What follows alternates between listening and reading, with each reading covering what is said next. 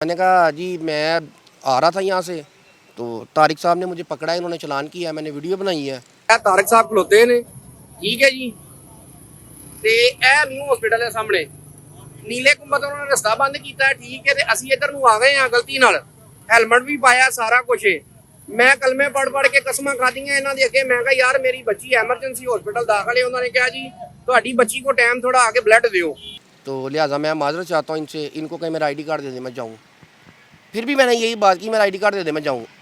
तो फिर वही बात नहीं, वीडियो बन गई। ਹੁਣ ਦੱਸ, ਹੁਣ ਕਿਹਦੇ ਤੇ ਤੂੰ ਪਰਚਾ ਕਰਾਏਗਾ ਜਾਂ ਕਿਹਦੇ ਤੇ ਤੂੰ ਕੇਸ ਕਰੇਗਾ ਜਾਂ ਕਿਹਦੀ ਵੀਡੀਓ ਬਣਾਏਗਾ? ਕੌਣ ਜ਼ਿੰਮੇਦਾਰ ਹੈ? ਅਸੀਂ ਜ਼ਿੰਮੇਦਾਰ ਹਾਂ ਕਿ ਡਾਕਟਰ ਜ਼ਿੰਮੇਦਾਰ ਹੈ?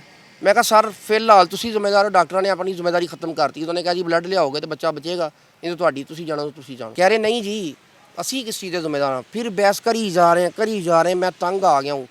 मैंने कहा यार तुमने पर्चा देना दे दो। मैंने कहा बच्ची जो है ना, वो जो होना है, अब जो होना है मुझे पता चल गया है। क्योंकि मैं जितना लेट हो चुका हूँ, मुझे नहीं उम्मीद कि अब कुछ हो, तो लिहाजा तुम मेरे ऊपर पर्चा दो। मैं बच्ची को उठा के घर नहीं लेके जा सकता, ठीक है? तो आप मेरे ऊपर पर्चा ही दे दो।